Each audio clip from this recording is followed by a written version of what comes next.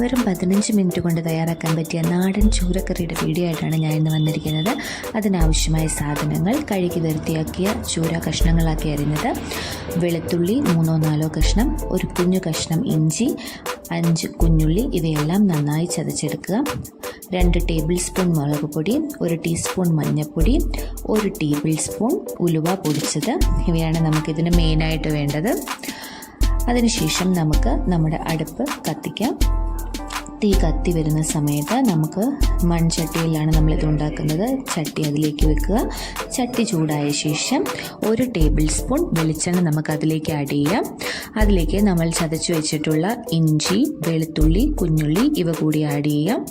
അതിലേക്ക് നമുക്ക് 1 കഷ്ണം പച്ചമുളക് 2ആയി കണ്ടിച്ചത് അതിലേക്കിട്ട് നന്നായിട്ട് നമുക്ക് എണ്ണയിൽ മിക്സ് ചെയ്തെടുക്കണം.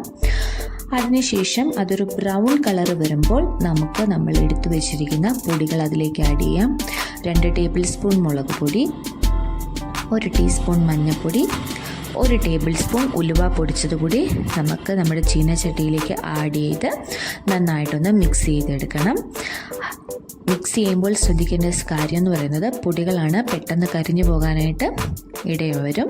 അതിനായി നമ്മൾ ജസ്റ്റ് നന്നായിട്ടൊന്ന് മിക്സ് ചെയ്ത ശേഷം ഉടനെ തന്നെ 1 കപ്പ് പച്ചവെള്ളം കൂടി നമുക്കതിലേക്ക് ആഡ് ചെയ്യാം. എന്നിട്ട് നന്നായി നമുക്കൊന്ന് മിക്സ് ചെയ്തെടുക്കണം. അത് മിക്സ് ചെയ്ത സമയത്ത് നമുക്ക് 1 ടേബിൾ സ്പൂൺ ഉപ്പ്, അതിലേക്ക് തന്നെ നമ്മൾ കഴുകി വൃത്തിയാക്കി വെച്ചിട്ടുള്ള കുടംപുളി, കുഞ്ഞു കുടംപുളി ആണെങ്കിൽ 2-3 എണ്ണം നമുക്കിടണം, വലിയതാണെങ്കിൽ 1 എണ്ണം മതിയാവും. അതിലേക്ക് നമ്മൾ കഴുകി വൃത്തിയാക്കി വെച്ചിട്ടുള്ള ചൂര കഷ്ണങ്ങളാക്കിയതും കൂടെ ഇട്ട് കൊടുക്കുക. എന്നിട്ട് നന്നായിട്ടൊന്ന് മിക്സ് ചെയ്യുക. അങ്ങനെ മിക്സ് ചെയ്ത ശേഷം നമുക്കൊന്ന് ഒരു തള വരുന്നിടം വരെ ഒരു 5 മിനിറ്റ്, ഒരു 10 മിനിറ്റത്തേക്ക് നമുക്കൊന്ന് തിളപ്പിച്ചെടുക്കാം. അങ്ങനെ ആ തള വന്നതിന് ശേഷം നമുക്കതിലേക്ക് 1 ടേബിൾ സ്പൂൺ പച്ച വെളിച്ചെണ്ണ അതിലേക്ക് ആഡ് ചെയ്ത് കൊടുക്കാവുന്നതാണ്. പച്ച വെളിച്ചെണ്ണ ആഡ് ചെയ്ത ശേഷം നമ്മൾ ശ്രദ്ധിക്കേണ്ട ഒരു കാര്യം എന്ന് പറഞ്ഞാൽ നമ്മൾ വീണ്ടും തവിയിട്ട് മിക്സ് ചെയ്യാൻ പാടില്ല. അങ്ങനെ മിക്സ് ചെയ്ത് കഴിഞ്ഞാൽ നമ്മുടെ മീനെല്ലാം പൊട്ടിപ്പോകാൻ ചാൻസ് ഉണ്ട്.